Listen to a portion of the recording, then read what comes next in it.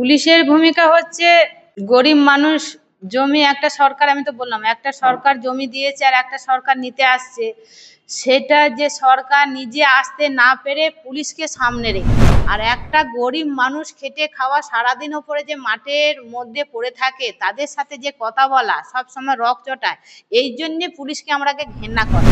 যেভাবে একটা মহিলা মুখ্যমন্ত্রী হয়ে যে মহিলাদের ওপর অত্যাচার হচ্ছে, যে মুখ্যমন্ত্রী সে টাকা ধরিয়ে দেয়, কিভাবে তাকে মানতে পারে যে মুখ্যমন্ত্রী? সম্প্রতি সোশ্যাল মিডিয়াতে একটি ভিডিও ভাইরাল হয়েছে, আমরা যেখানে দেখতে পাচ্ছি আপনি গ্রামের জমি চুরি নিয়ে রীতিমতন আন্দোলন করছেন। সেই পুরো বিষয়টি যদি একটু খুলে বলেন, সেই এটাই কি গ্রাম বাংলার চিত্র? দেখুন, তখন বামপন সরকার যখন ছিল তখন এক সরকার জমি দিয়েছে, আর 2000 পালা বদলের পর এক সরকার জমি নেবে, এটা তো মানা যায় না। যে গরিব মানুষ যে পাট্টা পাওয়া বর্গা জমি যে নিয়ে নেবে, এটা তো মানা যায় না। তাই আন্দোলনটা সামনে থেকে আমরা লড়াই করতে শুরু করেছি। কিন্তু আপনাদের মতন অনেকেই তো গ্রাম বাংলা থেকে উঠে এসে বামপন্থী রাজনীতিটাকে এগিয়ে নিয়ে যাচ্ছেন। আমরা যেমনটা দেখতে পাচ্ছি, বামপন্থী রাজনীতির ভবিষ্যৎ কি এটাই? দেখো, বামপন্থীর আন্দোলনটা হচ্ছে গরিব খেটে খাওয়া মানুষের তো আন্দোলন, যে যখন পড়বে সেই আন্দোলনটা তো তাকে চালিয়ে নিয়ে যেতে হবে। আর যে জমির লড়াইটা বলছেন, এই যে জমির লড়াইটা নিয়ে শুরুটা হয়েছে, যে জমিটা তো বামপন্থী সরকার দিয়েছে আর একটা সরকার নিয়ে নেবে, এটা তো মানা যায় না। তাই 177টা পরিবার 32 বিঘে জমি, যে লড়াইটা, যে গরিব মানুষকে পাট্টা দেয়া জমি, যে কাগজ নোটিশ না আসা দেয়নি, আর তারা এসে পুলিশ প্রশাসন বিডিও এসডিও ডিএম এসে জমি নিতে আসবে, সেটা তো মানা যায় না। সেই জায়গায় দাঁড়িয়ে আমরা সোশ্যাল নেটওয়ার্কের বিভিন্ন ইয়েতে দেখতে পাচ্ছি আপনাকে মীনাক্ষী মুখার্জির সাথে তুলনা করা হচ্ছে। আপনারা তো মীনাক্ষী মুখার্জিকে নিজেদের ক্যাপ্টেন ভাবতেন। সেই পুরো বিষয়টিকে আপনি কিভাবে দেখছেন? নাকি কে কিরকম করে দেখছে, কারণ হচ্ছে কে মীনাক্ষী কে বলছে, মীনাক্ষী যেভাবে লড়াই করে সেটা মীনাক্ষীর একটা লড়াই, আমাদের খেটে খাওয়া মানুষের একটা লড়াই, জমির লড়াই, এটা হলে দুটোই সমান লড়াই। লড়াইটা দুটো মানুষই একই লড়াই করছে। পুলিশের ভূমিকা নিয়ে কি বলবেন? আপনাদের গ্রামে যে এই জমি চুরি হচ্ছে, সেই পুলিশের ভূমিকা কি? পুলিশের ভূমিকা হচ্ছে গরিব মানুষ জমি একটা সরকার, আমি তো বললাম একটা সরকার জমি দিয়েছে আর একটা সরকার নিতে আসছে, সেটা যে সরকার নিজে আসতে না পেরে পুলিশকে সামনে রেখেছে। যে অ্যাকচুয়ালি জমি নিতে আসে বিডিও থাকে, এসডিও থাকে, বিএলও থাকে, তারাই জমিটা উদ্ধার করে। কারণ হচ্ছে যারা সামনে আসতে না পেরে প্রশাসন পুলিশকে সামনে রেখে জমিটা উদ্ধার করার চেষ্টা করেছে, সেই উদ্ধারটা আমরা সফল করতে দিইনি। কারণ হচ্ছে যে জমি আইনের কাজ আইন করবে, কাগজ যতটা আমাদের এগিয়ে গেছে, কারণ হচ্ছে যে জমি ফসল চাষ হচ্ছে, 3টে ফসল, ধান হচ্ছে, আলু হচ্ছে, তিল হচ্ছে, কাটরা ফসল হচ্ছে, সেই জমিকে আবার নিতে আসছে, সেটা তো মানা যায় না। খেটে খাওয়া মানুষ যাদের ওটা রুটি রুজির উপরে নির্ভর, তারা দিনের পর দিন সেই জমির উপরে চাষ করেছে, কাজ করেছে, মানে সেই জমিটা আজকে তৃণমূল সরকার তাদেরকে জোর করে জমি নোটিশ না দিয়ে তারা জোর করে দখল করতে এসছে।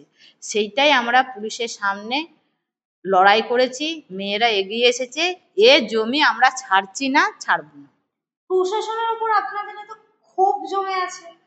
ক্ষোভ জমে থাকবে না, কারণ হচ্ছে তারা মানে গরিব মানুষের খেটে খাওয়া মানুষের সাথে কিভাবে কথা বলতে হয় সেটাও ওরা জানে না। কারণ হচ্ছে ওদের যে একটা খাকি পরা পোশাক পরে থাকে না, যখনই ওই পোশাকটা পরে থাকে নিজেরা কি মনে করে, আর একটা গরিব মানুষ খেটে খাওয়া সারাদিন ওপরে যে মাঠের মধ্যে পড়ে থাকে তাদের সাথে যে কথা বলা সব সময় রক চটায়, এই জন্যে পুলিশকে আমরাকে ঘেন্না করে খেটে খাওয়া মানুষরা। পুলিশের যত ভয়ভীত থাকলেও মানুষের ওদের কথাবার্তা পুলিশের ভালো নয়। এই রাজ্যে আমরা যেমনটা জানি, মুখ্যমন্ত্রী নিজেও একজন মহিলা। সেই জায়গায় একজন মহিলা হয় একজন মহিলার বিরুদ্ধে আন্দোলন করতে হচ্ছে। হুম। একজন মহিলা হয়ে সেই মহিলা মুখ্যমন্ত্রীর বিরুদ্ধেই আন্দোলন করতে হচ্ছে। আরে মহিলা মুখ্যমন্ত্রী, এত যদি মুখ্যমন্ত্রী যদি বুঝতেন, তাহলে আজকে গরিব মানুষের জমি তাহলে নিজে দাঁড়িয়ে সরকার থেকে তাহলে কাটতে যেত না। আর যে সরকার আজকে যে ঘোষণা করছে খেটে খাওয়া মানুষের, আমি 600 টাকা মজুরি দিচ্ছি, 300 টাকা মজুরি দিচ্ছি, কয় এখনো তো খেটে খাওয়া মানুষের মজুরি পাচ্ছে না।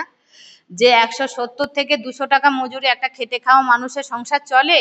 যে একটা মুখ্যমন্ত্রী হয়ে যেভাবে আজকে অত্যাচার হচ্ছে মেয়েদের উপরে, মেয়েদের উপরে মেয়ে ক্ষোভটা এটাই তো হরে যে আরজিকর ঘটনা, একটা শিশুর উপরে অত্যাচার, মণিপুরের ঘটনা প্রায় ঘটে যাচ্ছে, বৃদ্ধাদের কোনো রকমের ছাড় নেই।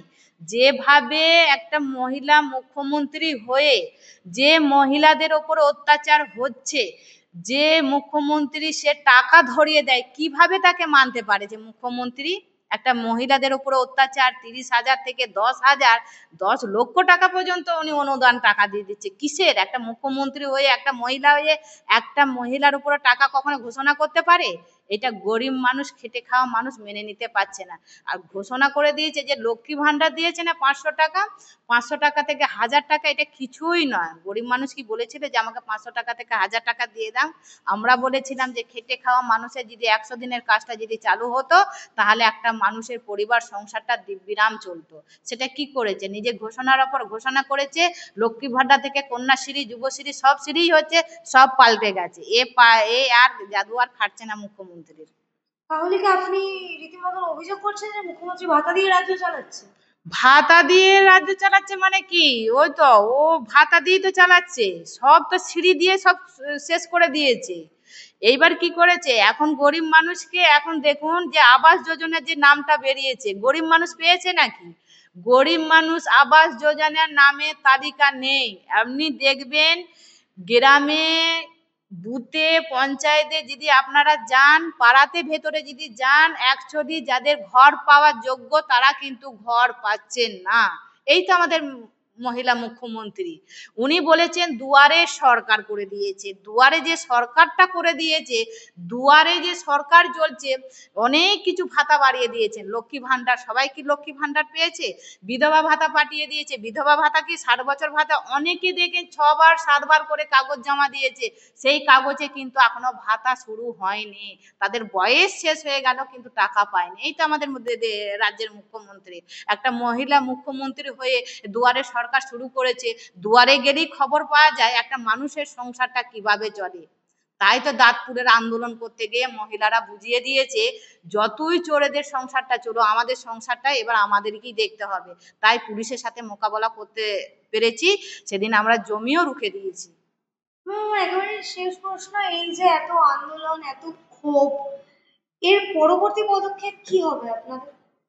দেখো, আমাদের এত ক্ষোভ, কারণ হচ্ছে ক্ষোভটা তো থাকার কথা নয়। কারণ হচ্ছে যে রাজ্যের মুখ্যমন্ত্রীর একটা মহিলা, যে আরজি কলের ঘটনাটা, যে আরজি কলের ঘটনা এতদিন হয়ে গেল, সে কারণ হচ্ছে কাগজপত্র লুটপাট হয়ে যে তিলোত্তমা যে এখনো বিচার পেল না, যে তাদের মধ্যে আমাদের ক্ষোভ তো বেড়ে যাচ্ছে। আজকে যে সরকারটা চলছে, যে আমি সব উন্নয়ন করছি, এত উন্নয়ন করছি, ডবল ডবল উন্নয়ন করছি, 100 দিনের কাজটা ডবল করে দিয়েছে। যে 100 দিনের কাজটা আজকে দুটো দল, একটা কেন্দ্র সরকার, একটা রাজ্য সরকার, বলছে উনি হিসেব দিচ্ছে না, আর একজন বলছে আমাদের টাকা দিচ্ছে না। তাতে গরিব মানুষ কষ্ট পাচ্ছে। কে হিসেব দিচ্ছে না, কে টাকা দিচ্ছে না, এই জন্য তো গরিব মানুষ বুঝবে না। গরিব মানুষের হচ্ছে কাজ চাই, কাজ চাই। 100 দিনের কাজটা যদি চালু করতে যেত, আজকে তো গরিব মানুষ, খেটে খাওয়া মানুষ, আজকে এই প্রান্তা থেকে ওই প্রান্তা যেতে হতো না, পরিযায়ী শ্রমিক হতে হতো না। তাই আজকে মানুষের মধ্যে, মেয়েদের মধ্যে একটা ক্ষোভ সৃষ্টি হচ্ছে। উনি করছে মেলা হেলা করে প্রচুর টাকা শেষ করছেন, প্রচুর টাকা শেষ করছেন। সেই টাকা যদি গরিব মানুষের, খেটে খাওয়া মানুষের, যে কলকারখানাগুলো বন্ধ হয়ে গেছে সেই কলকারখানা যদি চালু করতো, যে সিঙ্গুরের বুকের মধ্যে যদি কলকারখানা তুলে যদি উনি সর্ষে ছড়াতে পারেন, টিং টিং তেল বেড়েছে, এটা তো হতে পারে না। মানে ওনার মধ্যে একটা ক্ষোভ তো সৃষ্টি হবে। কোনো তৈরি জিনিস উনি রাখতে পারেন না, আর যে একে মুখ্যমন্ত্রী হয়ে উনি ঠিক রাজ্যটাও চালাতে পারছেন না। তাই এটাকে পালাবদল আমাদের শুরু হয়ে গেছে, পালাবদল আমরা নিজেরাই করে দেবো।